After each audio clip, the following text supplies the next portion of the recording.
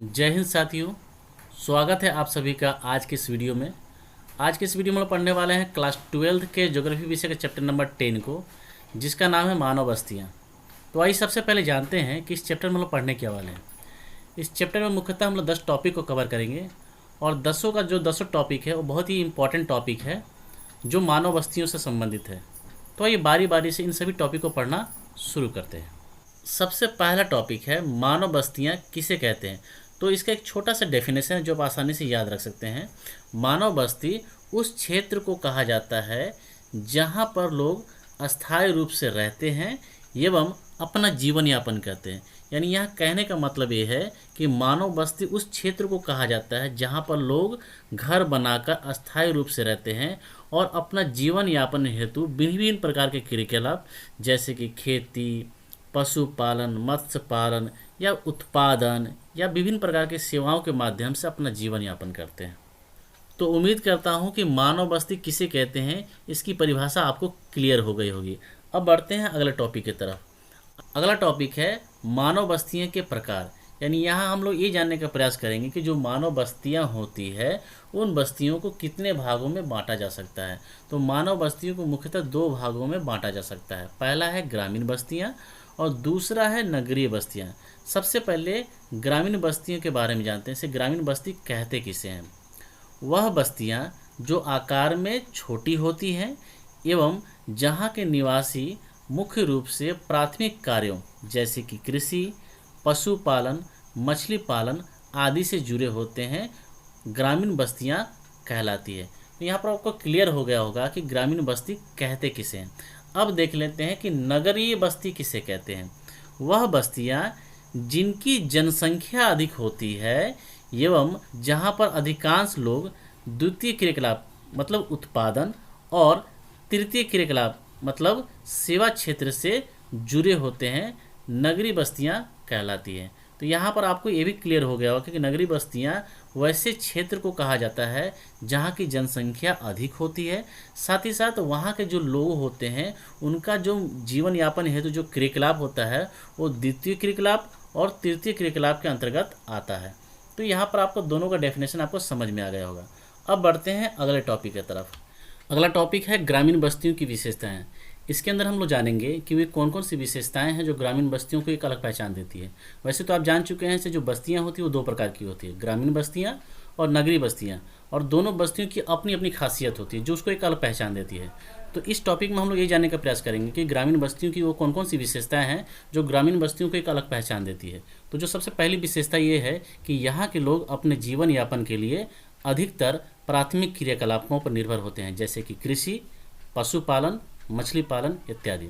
दूसरा जो ग्रामीण बस्तियों की विशेषता है कि यहाँ ग्रामीण बस्तियों में उत्पादित सब्जी, फल फूल, अनाज आदि जैसे उत्पाद नगरीय बस्तियों की आवश्यकताओं को पूर्ति करते हैं। यानी यहाँ कहने का मतलब ये है कि ग्रामीण बस्तियों के अधिकांशतः जो लोग होते हैं वो कृषि, पशुपालन, मछली पालन इत्यादि पर निर्भर होते हैं और उनके द्वारा जो उत्पादित वस्तुएं होती है ये उत्पादित वस्तुएं कहीं ना कहीं ग्रामीण वस्तुओं की आवश्यकताओं को तो पूरी करती ही करती है, साथ ही साथ ये वस्तुएं जब नगरीय क्षेत्रों में जाती है तो वहाँ के लोगों की आवश्यकताओं को पूरी करती है।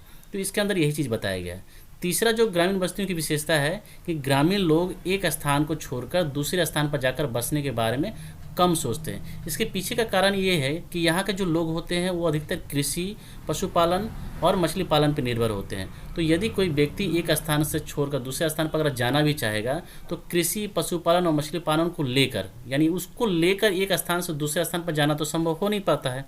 इसी वजह से ग्रामीण क्षेत्र के लोग विवश होकर अपने स्थान पर ही रहकर जीवन यापन करते हैं। तो यहाँ पर आपको समझ में आ गया होगा कि ग्रामीण बस्तियों की कौन कौन सी विशेषताएं हैं जो ग्रामीण बस्तियों को एक अलग पहचान देती है। अब बात करते हैं नगरीय बस्तियों की विशेषताएं की। ग्रामीण बस्तियों की तरह नगरीय बस्तियों की भी कुछ खास विशेषताएं होती हैं जो उसको एक अलग पहचान देती है। तो आइए उन विशेषताओं को देखते हैं। जो सबसे पहली विशेषता है कि यहाँ के लोग अपने जीवन यापन के लिए द्वितीय क्रियाकलाप अर्थात उत्पादन, तृतीय क्रियाकलाप अर्थात विभिन्न प्रकार की सेवाओं वाले कार्य पर निर्भर होते हैं। तो यहाँ पर आपको अंतर समझ में आ रहा होगा कि ग्रामीण बस्तियों के जो लोग होते हैं वे जीवन यापन के लिए प्राथमिक क्रियाकलाप पर निर्भर होते हैं, जबकि नगरीय बस्तियों के जो लोग होते हैं वे द्वितीयक और तृतीयक क्रियाकलाप पर निर्भर होते हैं। दूसरी जो नगरीय बस्तियों की विशेषता है वह है कि नगरीय बस्तियों के लोगों द्वारा विनिर्माण उद्योग के तहत उत्पादित वस्तुएं ग्रामीण बस्तियों के लोगों को आवश्यकताओं की पूर्ति करते हैं। यहाँ पर भी आपको एक चीज़ समझ में आ रहा होगा कि ग्रामीण बस्तियों में जो लोग रहते हैं वो प्राथमिक क्रियाकलाप के तहत जिन वस्तुओं का उत्पादन करते हैं उन वस्तुओं से नगरीय बस्तियों के लोगों की आवश्यकताओं की पूर्ति होती है। ठीक उसी प्रकार नगरीय बस्तियों के लोगों के द्वारा विनिर्माण उद्योग के तहत जिन वस्तुओं का उत्पादन होता है, चाहे वो कपड़े हों, चाहे वो और भी वस्तुएं हों, जो उत्पादित वस्तुएं होती हैं वो उत्पादित वस्तुएं कहीं ना कहीं ग्रामीण बस्तियों के लोगों की आवश्यकताओं की भी पूर्ति करती है। तो यहाँ पर आपको समझ में आ रहा होगा कि ग्रामीण बस्तियों का भी एक अपनी खास अहमियत है और नगरीय बस्तियों की भी अपनी एक खास अहमियत है। अब बात करते हैं जो इसकी तीसरी विशेषता है कि नगरों में निवास करने वाले लोग आवश्यकता और सुविधा के अनुसार एक स्थान को छोड़कर दूसरे स्थान पर जाकर बस जाते हैं। यहाँ पर सिंपली से आपको एकदम समझ में आ रहा होगा कि जो नगरीय बस्तियों के जो लोग होते हैं वो चूँकि व्यापार से संबंधित होते हैं, नौकरी वाले होते हैं, तो जब उनको आवश्यकता पड़ती है या उनको लगता है से मुझे और भी अच्छा सुविधा मिल रहा है किसी दूसरे जगह पर, तो अपने पहले जगह को छोड़कर दूसरे जगह पर शिफ्ट होकर वहाँ पर जाके बस जाते हैं। तो यहाँ पर उनको किसी तरह की कोई परेशानी नहीं होती है एक स्थान को छोड़कर दूसरे स्थान पर जाने में। तो ये है नगरीय बस्तियों की विशेषताएं। तो उम्मीद करता हूँ कि दोनों यानी ग्रामीण बस्तियों की विशेषताएं और नगरीय बस्तियों की विशेषताएं आपको क्लियर हो गया होगा। अब बढ़ते हैं अगले टॉपिक की तरफ।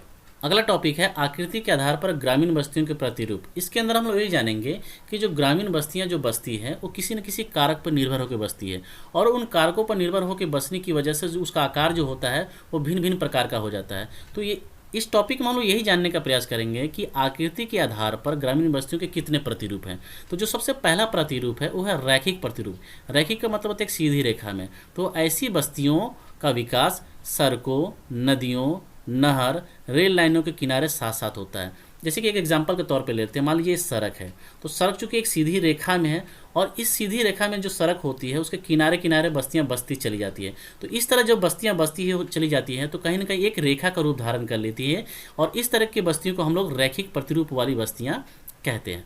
अब हम बात करते हैं दूसरे प्रतिरूप की। तो दूसरा प्रतिरूप है आयताकार प्रतिरूप।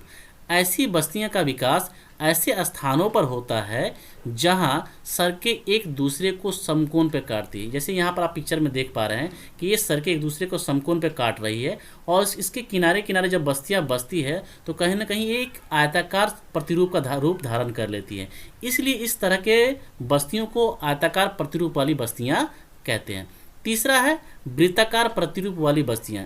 ऐसी बस्तियां मुख्य रूप से किसी तालाब, झील के किनारों की ओर विकसित होते हैं। जैसे कि अगर मान लीजिए हम इसको तालाब मान लेते हैं तो देखिएगा सर तालाब के चारों तरफ वो बस्तियां विकसित होती चली जाती है और जिसकी वजह से ये बस्तियां एक वृत्ताकार रूप धारण कर लेती है। इसलिए इस प्रतिरूप के बस्तियों को वृत्ताकार प्रतिरूप वाली बस्तियां कहते हैं। अगला जो बस्ती है वो है तारक प्रतिरूप वाली बस्ती। कभी कभी कई सड़क मार्ग विभिन्न दिशाओं से आकर एक बिंदु पर मिलते हैं। ऐसे स्थानों पर बसे गांव में सभी दिशाओं से आने वाली सड़कों के किनारे मकान बने होते हैं। वहाँ तारकी आकार की बस्तियाँ बन जाती हैं। जैसा कि आप पिक्चर में भी देख पा रहे हैं कि यहाँ पर एक सेंटर पॉइंट में कई दिशाओं से आकर रास्ते आकर मिलते हैं और इन रास्तों के किनारे जब बस्तियाँ बसती है तो कहीं ना कहीं एक तारा का रूप धारण कर लेती है। इसलिए इस प्रतिरूप की बस्तियों को तारक प्रतिरूप वाली बस्तियाँ कहते हैं। अगला जो प्रतिरूप वाली बस्ती है वो है टी आकार, वाई आकार या क्रॉस आकार की बस्तियाँ।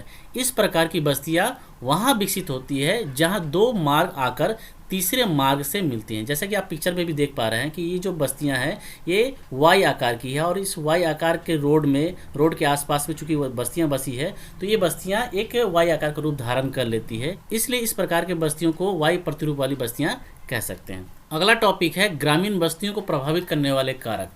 इसके अंदर हम लोग ये जानेंगे कि वे कौन कौन से कारक हैं जिस पर निर्भर होकर कोई ग्रामीण बस्तियां बसती है। तो जो सबसे पहला कारक है वो है जल आपूर्ति।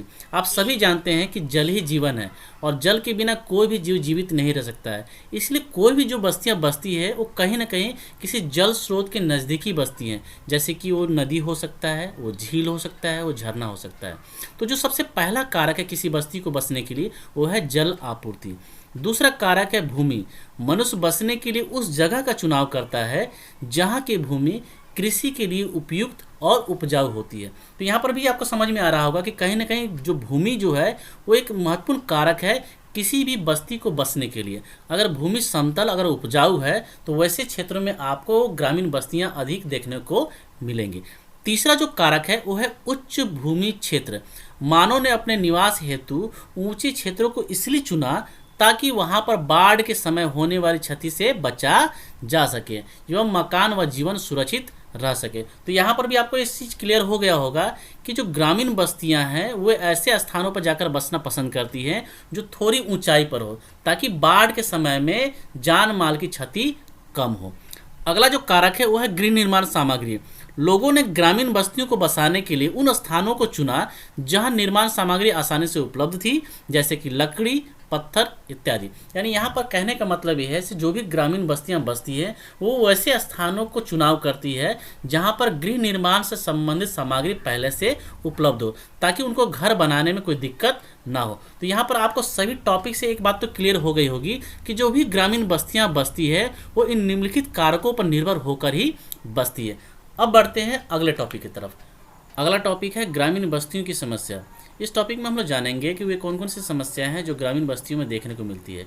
तो जो सबसे पहली समस्या है वो है पीने की पानी की समस्या। बहुत सारी ऐसी ग्रामीण बस्तियां हैं जहां पर पीने लायक पानी उपलब्ध नहीं होती है, जिसके कारण उन्हें बहुत दूर दूर तक पानी के लिए भटकना पड़ता है। जैसे कि राजस्थान की बहुत सारी ऐसी ग्रामीण बस्तियां हैं जहां पर पीने लायक पानी उपलब्ध नहीं है, उन्हें पीने के पानी के लिए बहुत दूर दूर तक जाना पड़ता है। दूसरी जो समस्या है वो है बाढ़ एवं सूखे की समस्या। आपको भी पता है कि बहुत सारे ऐसे गाँव हैं जो बाढ़ग्रस्त क्षेत्र में आते हैं जहाँ पर अक्सर बाढ़ आता है, जिसकी वजह से उनको काफ़ी सब परेशानी का सामना करना पड़ता है। साथ ही साथ बहुत सारे ऐसे ग्रामीण बस्तियां हैं जहां पर अक्सर सूखा आ जाता है और उसकी वजह से फसलें अच्छी नहीं हो पाती है। तो ये भी एक तरह की समस्या है। तीसरा जो समस्या है वो है सिंचाई के साधन के अभाव। अक्सर ग्रामीण क्षेत्रों में सिंचाई के साधन के अभाव में अच्छी खेती नहीं हो पाती है। वहाँ पर सिंचाई के कोई साधन उपलब्ध नहीं, जैसे कि नहरें, नलकूप, ये सब साधन नहीं होने की वजह से खेतों के लिए पर्याप्त पानी की व्यवस्था नहीं हो पाती है, जिसकी वजह से सिंचाई नहीं हो पाती है और सिंचाई के अभाव में अच्छी खेती नहीं हो पाती है। तो ये भी एक तरह की समस्या है। चौथा समस्या है कच्चे मकान होने की वजह से वर्षा के दौरान समस्या। अक्सर ग्रामीण बस्तियों में कच्चे मकान देखने को मिलते हैं जो बरसात के दिन में या तो ढह जाते हैं या तो पानी टपकने लगते हैं। तो कहीं ना कहीं कच्चे मकान जो है वो ग्रामीण बस्तियों की एक समस्या है। अगला जो समस्या है वो है कच्ची सड़क की समस्या। ये तो बहुत बड़ी समस्या है। बहुत सारे ग्रामीण क्षेत्र है जहाँ पर जाने के लिए अच्छी सड़कें नहीं हैं और कुछ सड़कें ऐसी भी हैं जो बरसात के समय में इतना ख़राब हो जाती है कि अक्सर वहाँ पर पैदल चलना भी मुश्किल हो जाता है। तो कहीं ना कहीं कच्ची सड़कें भी जो है ग्रामीण बस्तियों के लिए एक बड़ी समस्या है। छठा जो समस्या वो है शौचालय की समस्या। ग्रामीण बस्तियों में अक्सर शौचालय के अभाव के कारण गांव के लोग खुले में शौच करने हेतु जाते हैं, जिसकी वजह से कई बीमारियों का उनको सामना करना पड़ता है। तो कहीं ना कहीं शौचालय भी जो है एक बड़ी समस्या है। सातवां है कूड़ा निपटान की समस्या। ग्रामीण बस्तियों के लोगों के पास कूड़ा निपटान के हेतु कोई पर्याप्त व्यवस्था नहीं होती है, जिसकी वजह से वे कूड़े को अपने आसपास के क्षेत्रों में फेंक देते हैं, जिसकी वजह से गंदगी फैलती है और उस गंदगी की वजह से कई तरह की बीमारियां फैलती है। तो ये भी एक तरह की समस्या है। और आठवां और अंतिम जो समस्या वह स्वास्थ्य सेवाओं का अभाव। ग्रामीण क्षेत्र में कोई भी स्वास्थ्य संस्थाएं स्थापित नहीं होती है, जिसके कारण ग्रामीण बस्तियों के रहने वाले लोगों को सही समय पर सही इलाज नहीं मिल पाता है। तो कहीं ना कहीं स्वास्थ्य संस्थाओं के अभाव के कारण ग्रामीण बस्तियों में अक्सर जान माल को खतरा रहता है। इसलिए स्वास्थ्य सेवाएं भी एक तरह की समस्या है जो ग्रामीण बस्तियों में देखने को मिलती है। तो ये कुछ समस्याएं थी जो ग्रामीण बस्तियों में अक्सर देखने को मिलती है। अब बढ़ते हैं अगले टॉपिक की तरफ। अगला जो टॉपिक है वो है नगरीय बस्तियों का वर्गीकृत, यानी नगरीय बस्तियों को कितने भागों में बांटा जा सकता है। तो नगरीय बस्तियों को मुख्यतः 5 भागों में हम लोग बांट कर देख सकते हैं।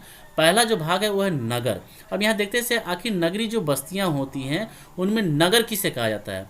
निर्माण, खुदरा एवं थोक व्यापार व व्यावसायिक सेवाओं के केंद्र के रूप में जाने जाते हैं। यानी नगरीय बस्तियों में नगर एक ऐसा क्षेत्र होता है जहां पर निर्माण, खुदरा एवं थोक व्यापार और व्यावसायिक केंद्र स्थापित होते हैं। तो यहाँ पर आपको नगर क्या होता है ये आपको समझ में आ गया होगा। अगला जो नगरीय बस्ती का प्रकार है वो है शहर। प्रमुख वित्तीय संस्थान, प्रादेशिक प्रशासनिक कार्यालय व यातायात के केंद्र होते हैं। यानी शहर जो होता है वो शहर की पहचान क्या है कि शहर में जो वित्तीय संस्थान, प्रादेशिक प्रशासनिक कार्यालय, यातायात के केंद्र स्थापित होते हैं। 10 लाख से अधिक जनसंख्या होने पर मिलियन सिटी कहा जाता है। यानी जिन शहरों की आबादी 10 लाख से ज़्यादा हो जाती है तो फिर वह शहर मिलियन सिटी के रूप में जाना जाने लगता है। तो इस पॉइंट को आप याद रखिएगा, ये ऑब्जेक्टिव क्वेश्चन के रूप में पूछा जाता है। 2006 के प्रारंभ में भारत में 42 मिलियन सिटी थी। ये भी ऑब्जेक्टिव क्वेश्चन के रूप में पूछा जाता है, तो इस पॉइंट को भी आप याद रखिएगा। अगला जो नगरीय बस्ती का जो प्रकार है वो है सन्नगर। अलग अलग नगरों या शहरों के आपस में मिल जाने से एक विशाल नगरीय क्षेत्र सन्नगर कहलाता है। यानी यहाँ कहने का मतलब है कि छोटे छोटे शहरों को मिलाकर जब एक बड़ा सा नगर बन जाता है तो ऐसे नगर को सन्नगर कहते हैं। ये विशाल विकसित नगरीय क्षेत्र होते हैं जो मूलतः अलग अलग नगरों या शहरों के आपस में मिल जाने से एक विशाल नगरीय क्षेत्र में परिवर्तित हो जाते हैं। Greater London, Manchester, Chicago, Tokyo, बृहत मुंबई आदि इस तरह के सन्नगर के उदाहरण हैं। अगला जो नगरीय बस्ती का प्रकार है वो है विश्व नगरी। विश्व नगरी शब्द की उत्पत्ति यूनानी शब्द मेगापोलिस से हुई है, तो इसको आप याद रखिएगा क्योंकि ये भी ऑब्जेक्टिव क्वेश्चन के रूप में पूछा जाता है। इसका प्रयोग सबसे पहले 1957 में जीन गोटमने ने किया। विश्व नगरी एक बड़े महानगर प्रदेश को कहते हैं जो कई सन्नगरों का समूह होता है। यानी कई सन्नगरों के समूह को मिलाकर जो बड़ा क्षेत्र होता है उसे विश्व नगरी कहते हैं। उदाहरण के तौर पे उत्तरी अमेरिका, बोस्टन में वाशिंगटन तक नगरी समूह दिखाई देता है। यानी इस तरह के विश्व नगरी समूह दिखाई देता है। पांचवा जो नगरीय बस्तियों का जो प्रकार है वो है मिलियन सिटी। 1 मिलियन से अधिक जनसंख्या वाले शहर मिलियन सिटी कहलाते हैं। जैसे कि हम लोगों ने ऊपर पढ़ा, 10 लाख से अधिक जनसंख्या वाला जो क्षेत्र होता है, यानी 10 लाख से अधिक जनसंख्या वाला जो शहर होता है वह मिलियन सिटी कहलाता है। 1800 में लंदन सबसे पहला मिलियन सिटी बना। ये भी ऑब्जेक्टिव क्वेश्चन के रूप में पूछा जाता है, तो इसे भी आप याद रखिएगा। विश्व में 438 मिलियन सिटी है।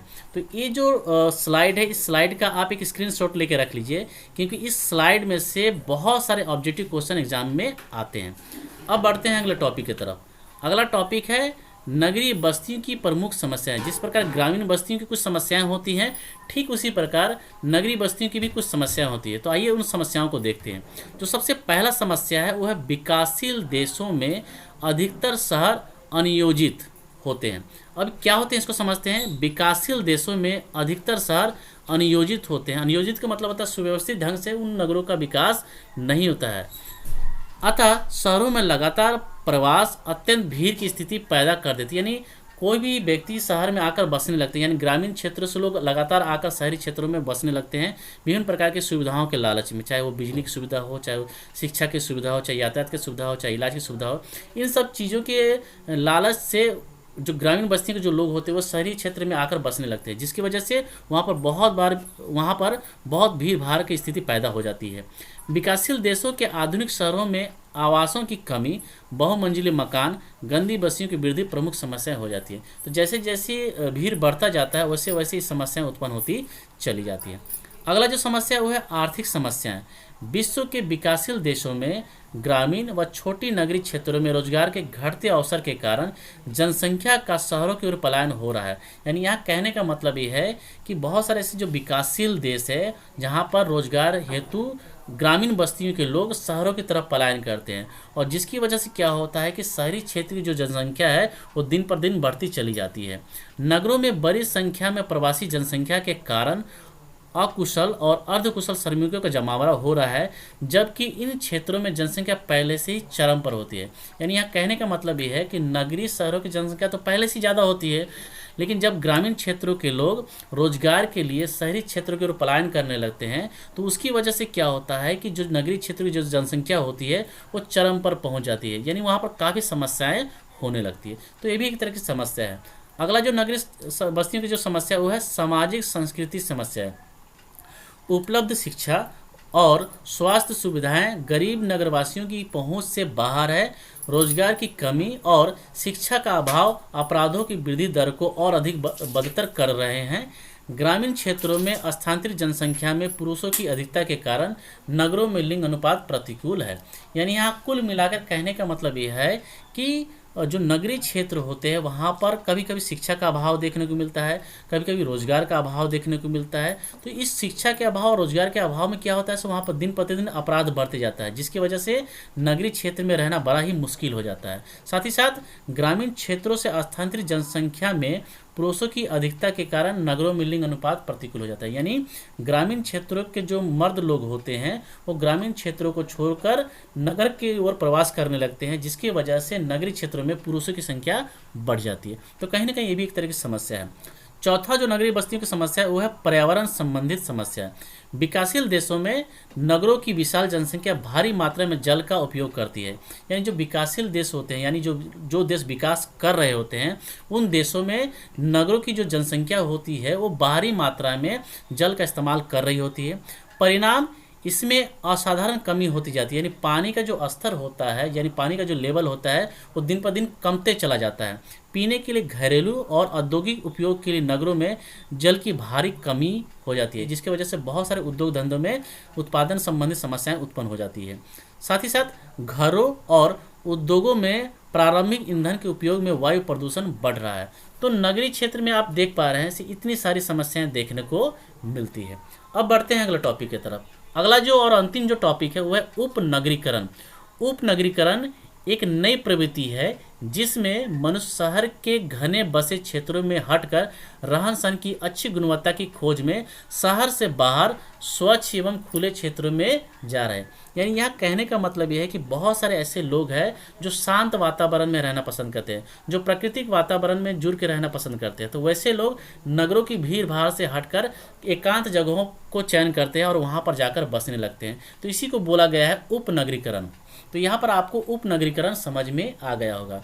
तो आज का जो चैप्टर था, उस चैप्टर से संबंधित जितने भी टॉपिक थे मैंने उसे आपको अच्छी तरीके से समझाने का प्रयास किया है।